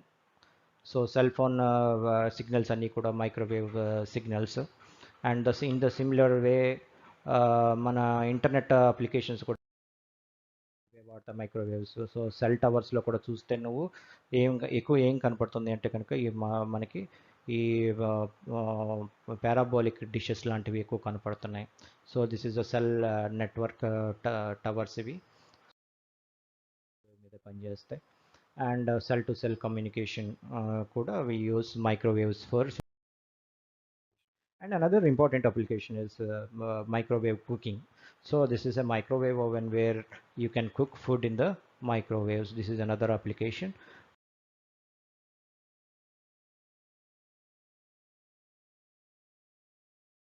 ఈ radio telescopes ఏంటంటే కనుక radio waves earth దాకా కూడా వస్తాయి అనుకున్నాం కాబట్టి most of the telescopes we place on the mountain tops. This is the largest telescope designed by China, and దీని diameter ఎంతంటే కనుక నియర్లీ 1/2 kilometer or 500 meters. దీని diameter అంటే అంత పెద్ద telescope. This is the largest telescope placed by China on the mountain top. And these are the radio wave telescopes which can capture radio waves emitted by various stars and galaxies. And application of radios వస్తే కనుక మనం చూసాం radios ఉన్నాయి, FM radios కానీ short wave radios కానీ ఇవన్నీ ఉన్నాయి, AM radios. So these are another applications where you can listen songs and news. And another thing is మీకు ఇంట్లో పనిచేసే వైఫై సిగ్నల్స్ అన్నీ కూడా they are also radio waves. So మనం ఒకదాని నుంచి ఒకదానికి నెట్ షేరింగ్లో కానీ లేకపోతే డేటా ట్రాన్స్ఫర్ కానీ ఇవన్నీ ఎట్లా చేసుకుంటున్నాం అంటే త్రూ వైఫై చేసుకుంటున్నాం. So wifi also works on the radio waves. And another thing is walkie talkies వేరే పోలీసెస్ కానీ కొన్ని ఇంపార్టెంట్ ఫీల్డ్స్లో కానీ వాడుతూ ఉంటారు, కొన్ని కన్స్ట్రక్షన్ ఫీల్డ్స్లో కానీ లేకపోతే కొన్ని ఇంపార్టెంట్ ప్లేసెస్లో where personal communication is very important. అలాంటి చోట్ల ఇవి వాడుతుంటారు. So this is walkie talkie and these walkie talkies also work on the principle of radio waves. Another important thing is GPS system. మన జీపీఎస్ సిస్టమ్ కూడా దేని మీద పనిచేస్తుంది అంటే కనుక ఈ రేడియో వేవ్స్ మీద పనిచేస్తుంది. వేర్ యూ కెన్ ట్రావెల్ చేసేటప్పుడు మ్యాప్స్లో మీ డెస్టినేషన్ రీచ్ అవ్వడానికి కావాల్సిన map location of vehicle track చేసుకోవడానికి కానీ, ఒకవేళ నీకు ఓన్ వెహికల్ ఉండి దాంట్లో ఏదైనా ఇంపార్టెంట్ గూడ్స్ ఏమైనా నువ్వు ఒక చోట నుంచి ఒక చోటకి ట్రాన్స్ఫర్ చేస్తున్నప్పుడు ఆ గూడ్స్ ప్రాపర్ డైరెక్షన్లో వెళ్తుందా లేదా అనేది కూడా నువ్వు ఇక్కడి నుంచి మానిటర్ చేసుకోవడానికి కూడా జీపీఎస్ ట్రాకర్ యూస్ చేసుకోవచ్చు. సో ఎనీవే ఇంపార్టెంట్ అప్లికేషన్ ఏంటంటే ట్రాఫిక్ లేని రూట్స్లోంచి మనం ట్రావెల్ చేయడానికి కూడా ఇది ఉపయోగపడుతుంది GPS system. And when you are travelling to new locations it guides you to the direction కూడా. సో మనం అనదర్ ఇంపార్టెంట్ థింగ్ ఇస్ మనం చూస్తాం ఇంటి మీద యాంటీనాస్ చూస్తున్నాం. సో ఇవి కూడా చూస్తే ఎక్కడ యాంటీనా చూసినా కూడా ఇంచుమించుగా రిసీవింగ్ ఎట్లా ఉంటుందంటే parabolic dish. This is cable dish లాంటిది, కేబుల్ టీవీకి పెట్టుకునే డిష్ ఇది. సో ఇది కూడా ఏంటి ఎట్లా ఉంది అంటే కనుక ఒక పారాబోలిక్ డిష్లో ఉంది.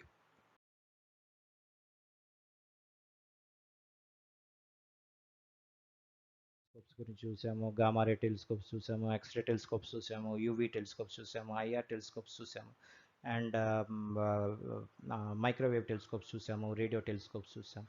And some we placed on the ground మీద కానీ మౌంటైన్ టాప్ మీద కానీ పెట్టిన కొన్ని కొన్ని చూసాము. కొన్ని అట్మాస్ఫియర్లో ట్రావెల్ అవుతున్నవి, కొన్ని ఏరోప్లేన్లో అంటే ఏరోప్లేన్ లాంటి వాటిలో కూడా మనం we played some of the telescopes. And కొన్ని we made them traveling telescopes where they leave the earth's gravitational field permanently, and some of the telescopes they orbit the earth. So inni rakala telescopes మనం పెట్టుకుని we have been searching for the new data which cannot be seen by the human being with his naked eye.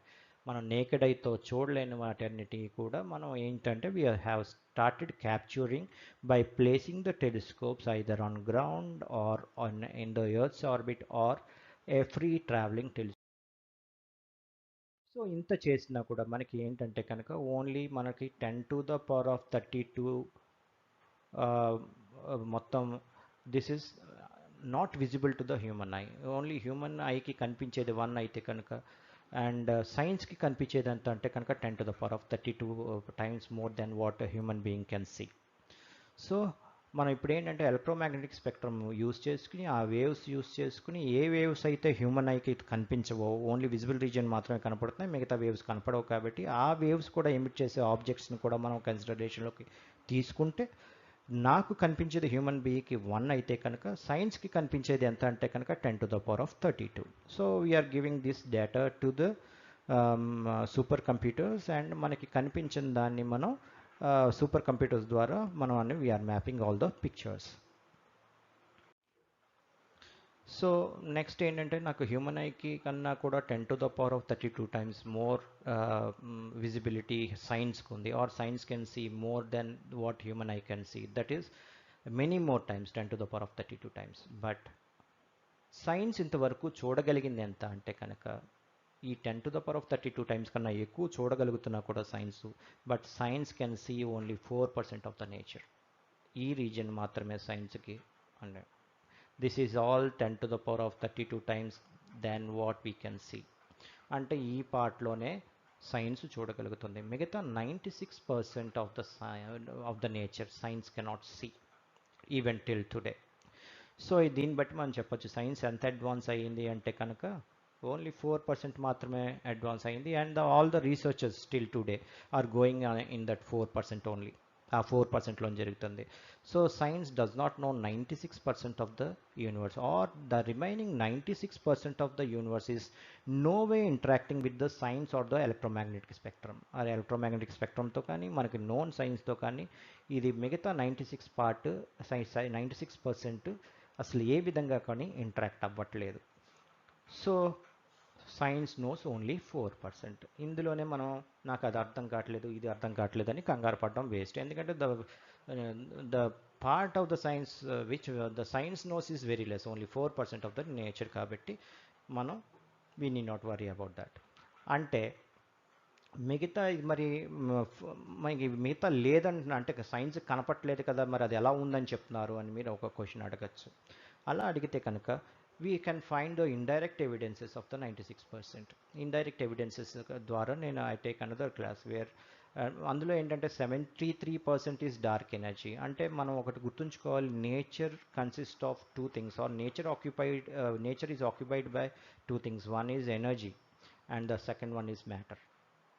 So nature you can broadly classify it into two. One is energy and the other one is matter. For example, light is a form of energy, and ఇందులో ఉన్న hydrogen, helium, మనకు తెలిసిన 118 elements ఏవైతే ఉన్నాయో అవి కానీ, లేకపోతే sun కానీ, ఎర్త్ కానీ, స్టార్స్ కానీ, ఇవన్నీ కూడా మనకు తెలిసినవన్నీ కూడా ఏంటంటే కనుక ఓన్లీ 0.4%.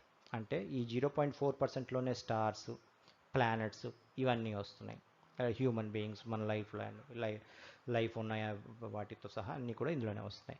మిగతాదంతా ఏంటంటే కనుక inter galactic gas, maybe it is hydrogen. మిగతాదంతా కూడా హైడ్రోజన్ అండ్ హీలియం మాత్రమే. So the universe is dominated by hydrogen and helium. Only 0.44% is the matter. And మిగతాది ఏంటంటే కనుక dark 23% is dark matter and 73% is dark energy, where science could not explore. So we're searching ఇది ఏంటి అంటే కనుక అందులో మనం ఎలక్ట్రోమాగ్నెటిక్ వేవ్స్ పెట్టి సర్చ్ చేస్తుంటే we can only find the 4% of the nature, that's all. మిగతా 96% it is no way interacting with the science. So ఇది ఎందుకు ఇంటరాక్ట్ అవ్వట్లేదు అనేది మనం నెక్స్ట్ ఒకసారి వేరే క్లాస్లో మనం చెప్పుకుందాం.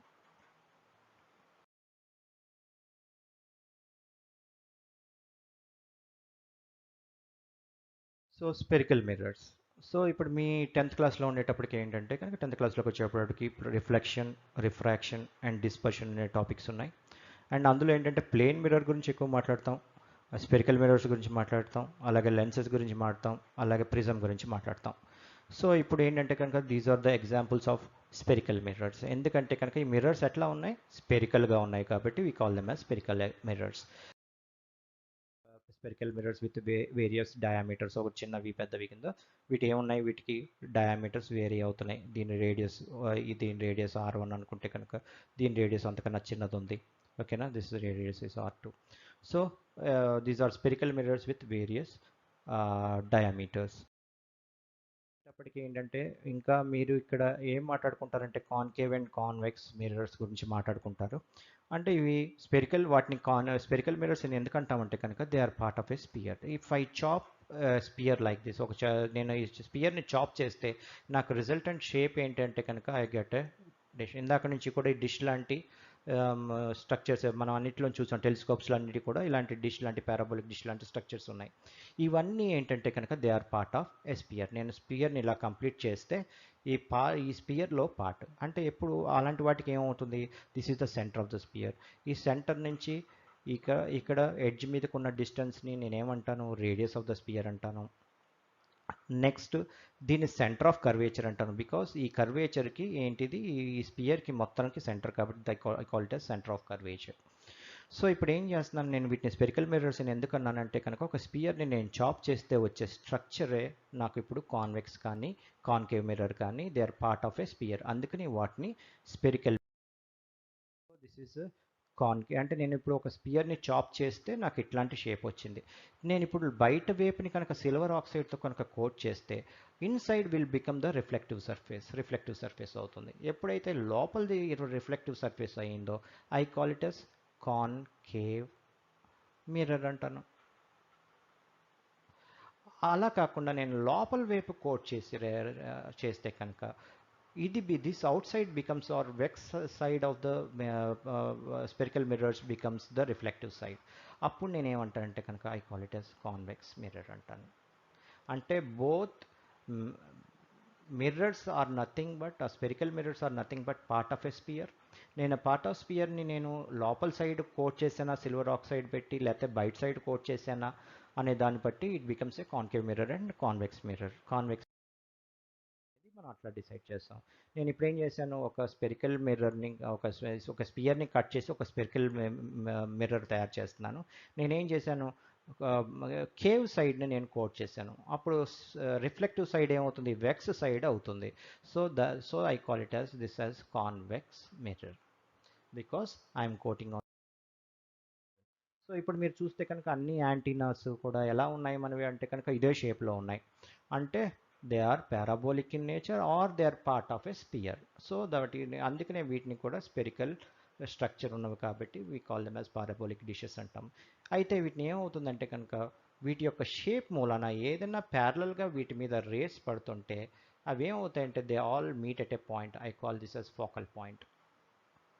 సో ఇన్ఫినిటీ నుంచి దూరంగా నుంచి స్టార్స్ నుంచి కానీ గెలాక్సీస్ నుంచి కానీ వచ్చిన లైట్ ఏమవుతుంది, they are following on the spherical mirror or parabolic డిష్లో పడుతున్నాయి. ఇవన్నీ రిఫ్లెక్ట్ అయ్యి ఏమవుతాయి అంటే కనుక they meet at a point. I call this point as focal point. ఈ ఫోకల్ పాయింట్ దగ్గర నేను డిటెక్టర్స్ పెట్టుకుంటే ఏమవుతుంది అక్కడి నుంచి ఎక్కడి నుంచో ఇన్ఫినిటీ డిస్టెన్స్ నుంచి వచ్చిన ఇన్ఫర్మేషన్ అంతా కూడా రిఫ్లెక్ట్ అయ్యి ఇక్కడ కాన్సన్ట్రేట్ అవుతుంది. కాబట్టి ఇక్కడ నేను కనుక డిటెక్టర్స్ పెట్టుకుంటే I can receive all those signals from the farther universe నుంచి వచ్చే ఇన్ఫర్మేషన్ అంతా కూడా అక్కడ డిటెక్ట్ చేసుకుని అక్కడి నుంచి సూపర్ కంప్యూటర్స్కి పంపించుకుంటాం. సో ఇప్పుడు ఏమైంది, ఇప్పుడు నేను చెప్తున్నానంటే స్పెరికల్ మిరర్స్ గురించి ఎందుకు చదువుకుంటున్నాము అంటే కనుక మనకి కావాల్సిన యాంటీనాస్ అన్నీ కూడా ఎట్లా తయారు చేసుకుంటున్నాము అంటే కనుక they are spherical in nature or part of sphere. So ఇప్పుడు మన రియల్ టైంలో ఇవన్నీ స్పెరికల్ ఎక్కడ అప్లికబుల్ అవుతున్నాయి అంటే కనుక మనం యాంటీనాస్లో యూస్ చేస్తున్నాము వీటిని. మనం వాటిలో రిఫ్లెక్షన్ యొక్క ప్రాపర్టీస్ ఇది ఏంటంటే కనుక ఇట్లాంటి మిర్రర్స్ ఎక్కడ వాడతామంటే కనుక నా వెనకాల చుట్టూ ఏం జరుగుతుందో చూసుకోవాలనుకున్నప్పుడు వైడ్ వ్యూ కావాలన్నప్పుడు నేను I use such sort of convex mirrors. So this is a example for concave mirror where spherical మిర్రర్లో outside vex side coat చేశాను and cave side it becomes a reflective surface. This is a concave mirror, convex mirror, and spherical mirror ని కింద cut చేసి spherical part of the spherical mirror and then cave side coat చేశాను, vex side becomes the reflective surface. So this is a so ఇది చూస్తే కనుక it's a solar reflector. ఇది కూడా it's a spherical mirror కింద లెక్క because it's a part of spear. And ఏం చేస్తున్నాను నేను అంటే ప్యారల్ రేస్, సన్ రేస్ ప్యారలల్గా వచ్చి ఎక్కడ పడుతున్నాయి అంటే వీటి మీద పడతాయి. తర్వాత after reflection they meet at focal point. ఈ ఫోకల్ పాయింట్ దగ్గర ఏమవుతాయి, అన్ని రేసు కూడా కాన్సన్ట్రేట్ అవుతాయి. So radiation will be more at that place. ఈ ప్లేస్ దగ్గర రేడియేషన్ చాలా ఎక్కువ ఉంటుంది కాబట్టి ఇక్కడ ఏమంటే నేను ఏమైనా అన్కుక్డ్ ఏమైనా ఫుడ్ ఇక్కడ పెడితే కనుక దే హీట్కి కుక్ అవుతాయి అన్నమాట. So this is the another application of parabolic. So this is another concave mirror. So ఇప్పుడు మీకు 10th క్లాస్లో ఏముంటుందంటే కనుక రిఫ్లెక్షన్ అనే ఫినామినా ఒకటి గురించి ఒకటి చదువుకుంటారు, రిఫ్రాక్షన్ అనేది జరుగుతుంటారు. రిఫ్లెక్షన్ ఎక్కడ జరుగుతుంది అంటే కనుక మిర్రర్స్లో జరుగుతుంది రిఫ్లెక్షన్ అనేది. రిఫ్రాక్షన్ ఎక్కడ జరుగుతుంది అంటే కనుక గ్లాసెస్ కానీ లెన్సెస్లో కానీ జరుగుతుంది.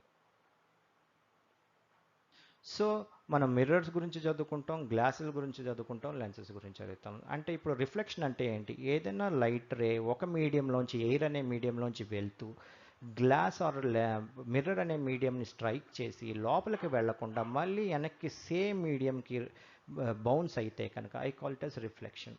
Reflection is the phenomena where light travels from one medium and touches the boundary of the second medium or bounces back from the boundary of the second medium. I call it as reflection. And refraction అంటే ఏంటి అంటే కనుక ఒక glass లాంటి దాంట్లోకి వెళ్ళేటప్పుడు ఏమవుతుంది అంటే కనుక దిస్ ఈజ్ ట్రాన్స్పరెంట్ బాడీ. ఈ ట్రాన్స్పరెంట్ బాడీ అంటే కనుక light can travel in to the body, అంటే గ్లాస్ లాంటిది, ఇట్స్ ఎ ట్రాన్స్పరెంట్ మెటీరియల్. ఇక్కడ ఎయిర్ ఇది గ్లాస్. సో వీటి డెన్సిటీస్లో తేడా ఉంది కాబట్టి లైట్ యొక్క వెలాసిటీలో కూడా తేడా వస్తుంది. అందువల్ల ఏమవుతుందంటే కనుక లైట్ బెండ్ అయ్యి వెళ్తుంది.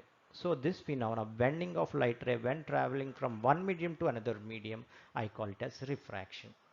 సో ఈ ఇక్కడ చదువుకుంటారు. సో ఇదొక ఎగ్జాంపుల్ మీకు. ఈ గ్లాస్ స్లాబ్లోంచి ఇట్లా వెళ్ళిపోవాలి. ఒకవేళ గ్లాస్ స్లాబ్ లేకపోతే ఏమవ్వాలి, రే ఇలా స్ట్రైట్గా వెళ్ళిపోవాలి. గ్లాస్ స్లాబ్ ఉన్న మూల ఏమవుతుందంటే కనుక డిఫరెన్స్ ఇన్ వెలాసిటీస్, ఎయిర్లో వెలాసిటీ ఇది ఎయిర్లో వెలాసిటీ వేరేగా ఉంటుంది, గ్లాస్లో వచ్చి లైట్ వెలాసిటీ వేరేగా ఉంటుంది. కాబట్టి ఈ వెలాసిటీ డిఫరెన్స్ మూలాన లైట్ బెండ్ అవుతుంది. సో మళ్ళీ ఇక్కడ కూడా ఏమవుతుంది, ఇక్కడ glass and this is the air and glass interface, ఇక్కడ ఒకసారి బెండ్ అయింది. ఇక్కడ గ్లాస్ అండ్ ఎయిర్ ఇంటర్ఫేస్ ఇక్కడ ఒకసారి బెండ్ అవుతుంది. So once it is moving from rarer medium to denser medium, again denser medium to rarer medium, అంటే 2 సార్లు refraction జరుగుతుంది. And later it passes parallel to the actual ray. So that I call it as lateral shift. ఈ glass slab లేకపోతే ఇలా వెళ్ళిపోవాలి. ఇది glass slab మూలాన పెట్టిన మూలాన ఏమవుతుందంటే కొంచెం షిఫ్ట్ అయ్యి వెళ్తుంది. And that shifting will be parallel to the actual ray. So this I call it as lateral shift అంటాను. I show you. ఇవన్నీ కూడా మన దగ్గర ఉన్న ఎక్విప్మెంట్తో మనం వీ కెన్ ప్రాక్టికల్గా టెస్ట్ చేసి చూడొచ్చు. Another thing is prism. ఈ ప్రిజంలో ఏమిటంటే కనుక వైట్ లైట్ ఏదైతే ఉందో మనం లైట్ అని ఏదైతే అనుకుంటున్నామో మనం visible part it contains 7 components. అలాగైతే ఎలక్ట్రోమాగ్నెటిక్ స్పెక్ట్రంలో పార్ట్ ఏమనుకుంటున్నాం మనం విజిబుల్ రీజన్ అనుకుంటున్నాం. సో 7 కాంపోనెంట్స్లో విజిబుల్ రీజన్ ఈజ్ 1 కాంపోనెంట్. మళ్ళీ ఈ విజిబుల్ రీజన్ కనుక నేను ప్రిజంలోంచి పంపిస్తే మళ్ళీ 7 కాంపోనెంట్స్ కింద విడిపోతుంది. దాన్నే విబ్జిఆర్ అంటాము. అంటే వైట్ లైట్లో 7 కాంపోనెంట్స్ ఉంటాయి. Violet, IndiGo, blue, green, yellow, orange and red.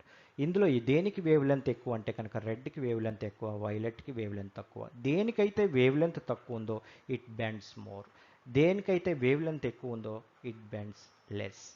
అలాగే రెడ్ కూడా travels more distance in atmosphere. అందుకనే మన డేంజర్ లైట్స్ అన్నిటికీ కూడా ఏం పెడుతున్నాం మనం రెడ్ కలర్ పెడుతున్నాం. ఎందుకంటే దూరం నుంచి కూడా వార్న్ చేయడానికి మనం రెడ్ కలర్ వాడతాం.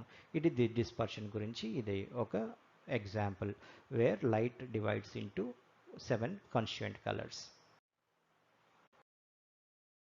Rain drop is another thing. Rain డ్రాప్లో ఏం జరుగుతుందంటే ఇప్పుడు మీరు చదువుకునే రిఫ్లెక్షన్ జరుగుతుంది, రిఫ్రాక్షన్ జరుగుతుంది అండ్ డిస్పర్షన్ 3 జరుగుతుంది. సో ఎయిర్ అనే మీడియంలోంచి రెయిన్ డ్రాప్ అనే వాటర్ అనే మీడియంలోకి ఎంటర్ అవుతున్నప్పుడు ఏమవుతుంది, ఇక్కడ డిస్పర్స్ అవుతుంది, రిఫ్రాక్ట్ అవుతుంది లైట్ ప్లస్ డిస్పర్స్ కూడా అవుతుంది. ఇక్కడ ఏమవుతుంది, బెండింగ్ ఆఫ్ లైట్ జరుగుతుంది, where I call it as refraction. And white light 7 కలర్స్లోకి విడిపోతుంది కాబట్టి డైఫ్రాక్షన్. ఇక్కడ రిఫ్రాక్షన్ జరుగుతుంది, డైఫ్రాక్షన్ జరుగుతుంది. రిఫ్రాక్షన్ అండ్ డైఫ్రాక్షన్ రెండు జరుగుతున్నాయి. అండ్ ఇక్కడ ఏమవుతుంది, ఇక్కడ రెయిన్ డ్రాప్ యొక్క సర్ఫేస్ దగ్గర ఏమవుతుందంటే మళ్ళీ it is getting reflected. This phenomena I call it internal reflection అంటాను. ఏమవుతుంది, రెయిన్ డ్రాప్లోకి వెళ్ళిన తర్వాత మళ్ళీ ఒక క్రిటికల్ యాంగిల్తో కనుక సర్ఫేస్ని హిట్ చేస్తే ఇటు వేపుకి బయటికి వచ్చేయకుండా మళ్ళీ ఏమవుతుంది, లోపల వేపుకి రిఫ్లెక్ట్ అవుతున్నాయి. సో మళ్ళీ ఇక్కడికి వచ్చేటప్పటికి ఏం జరుగుతుంది అంటే ఇది వాటర్ మీడియము, ఇది ఎయిర్ మీడియం. ఏం జరుగుతుంది అంటే కనుక ఇక్కడ మళ్ళీ light rays they are refracting at this point. అందుకని నాకు ఒక రెయిన్బో కలర్ ఫామ్ అవుతుంది where red is on the lower side and violet is in the upper side. అంటే నాకు రెయిన్బోలో ఏమవుతుంది, వైలెట్ ఏమో పై సైడ్ ఉంటుంది, ఇది రెడ్ ఏమో కింద సైడ్ ఉంటుంది, వైలెట్ ఏమో టాప్ సైడ్ ఉంటుంది. ఇప్పుడు ఇంకొకసారి ఏం జరగచ్చు అంటే కనుక 2 సార్లు రిఫ్లెక్షన్ జరగచ్చు ఇలాగా. అంటే 2 టైమ్స్ రిఫ్లెక్ట్ అయినప్పుడు ఏమవుతుందంటే కనుక red will come on the upper side and violet will come on the down side. అంటే రెయిన్బోస్ 2 రకాలుగా ఫామ్ అవ్వడానికి అవకాశం ఉంది.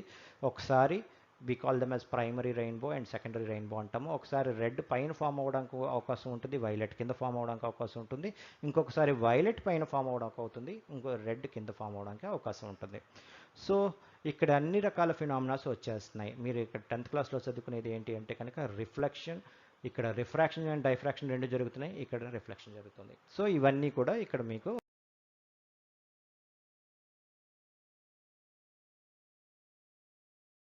లైట్ అనే లెసన్ 10th క్లాస్లో ఉంది. ఈ 10th క్లాస్లో ఉన్న లైట్ అనే లెసన్కి ఏంటంటే కనుక మనం ప్లేన్ మిర్రర్స్ వాడుతున్నాము, స్పెరికల్ మిర్రర్స్ వాడుతున్నాము అండ్ ప్రిజమ్స్ వాడుతున్నాము. వీటి యొక్క ప్రాపర్టీస్ చదువుతున్నాము, వీటి మూలాన ఇమేజెస్ ఎలా ఫామ్ అవుతాయని చెప్పి స్టడీ చేస్తున్నాము. బట్ వీటి రియల్ అప్లికేషన్ ఏంటి అంటే కనుక మనం శాటిలైట్స్లో కానీ లేకపోతే టెలిస్కోప్స్లో కానీ మనం ఏం చేస్తున్నాము, ఈ స్పెరికల్ మిర్రర్స్ని ప్లేస్ చేసి we're gathering the light from farther objects నుంచి, అంటే చాలా దూరంగా ఉన్న ఆబ్జెక్ట్స్ నుంచి వీఆర్ గ్యాదరింగ్ ద లైట్. ఆ లైట్ని మనం అన్ని రకాల ఎలక్ట్రోమాగ్నెటిక్ స్పెక్ట్రంలో ఉన్న అన్ని కాంపోనెంట్స్ నుంచి కూడా వీటిని కలెక్ట్ చేస్తున్నాము. వీటిని కలెక్ట్ చేసి ఏం చేస్తున్నాము, we're giving the information to a super computer. And మనకి కంటికి కనిపించినవి, అంటే మనకి కంటికి కనిపించేది కేవలం విజిబుల్ రీజన్ అనుకున్నాము. And 10 to the power of 32nd part of the magnetic spectrum is not visible for us. అది కనపడట్లేదు. అవి కనపడని ఇన్ఫర్మేషన్ అంతా కూడా మనం డివైజెస్ ద్వారా గ్యాదర్ చేసి మనం సూపర్ కంప్యూటర్కి ఇచ్చి వాటిని ఏం చేస్తున్నామంటే అన్నిటిని మర్జ్ చేసి దాని actual picture of the nature ఎట్లా ఉంది అనేది చెప్పి మనం we have been identifying. This is the real application. Now వీటిని ఏం చేస్తున్నామంటే వీటి మీద ఇప్పుడు నెక్స్ట్ మనం లెసన్ ప్లేన్ మిర్రర్స్ మీద లెసన్స్, స్పెరికల్ మిర్రర్ మీద లెసన్స్, లెన్సెస్ అండ్ ప్రిజమ్ మీద లెసన్స్ తీసుకుని మళ్ళీ వాటి మీద అప్లికేషన్, వాటితో టెలిస్కోప్స్ ఎట్లా కన్స్ట్రక్ట్ చేయొచ్చు, అండ్ మైక్రోస్కోప్స్ ఎట్లా కన్స్ట్రక్ట్ చేయొచ్చు, ఇలాంటివన్నీ వాటి మీద అప్లికేషన్స్ గురించి కూడా తెలుసుకుంటాం. So this is for today and we sign off and we meet in the next class where we deal with plane mirrors, spherical mirrors and lenses and prisms. Shall we sign off?